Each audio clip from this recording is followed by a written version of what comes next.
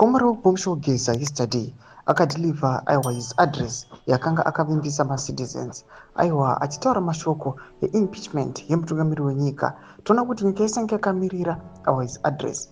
Panguva ino tiona Bomshogeza achitaura another step aiwa achiuya achizofighta the regime achifosa mutungamiri wenyika yeZimbabwe panguva ino kuti aresign. Subscribe or like on the bell icon. Tiona mashoko atokwa naBomshogeza panapa his main idea inobudai inobva panapa paBBC Zimbabwe anyora chiti update nanga kwasi impeachment. Comrade Bomshogeza is calling for the impeachment of the Zimbabwean president Emmerson Mnangagwa. ED is very sick of vascular dementia. He is forgetting things. People around him who know his mental state are taking advantages, making him to sign deals with the brigade farm.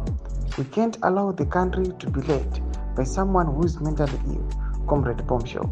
Tomashoko anotaurwa naBomshogeza anova the one was leading macause anova anti-Mnangagwa cause achiuya achiti aiwa we want to force mutungamiri wenyika aiwa aresign panguva ino.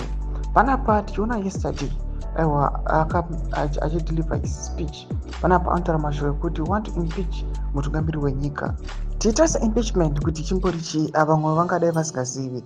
It's like when the public they initiate charges against a public official for misconduct.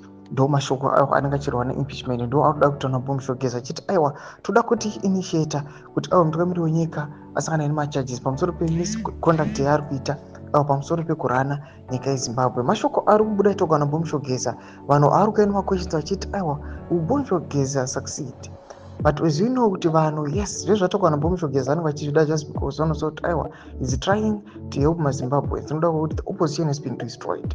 But at the same time when tazova mureality vanhu vakuzobvudzana kuti is his goal attainable. Ndo question inozongosara ine vanhu. Buditse mafunguro enyu muri kudi pamusoro pechitiko ichi. I've been a comment section medu buditse mafunguro enyu. So subscribe or like, turn on the bell icon.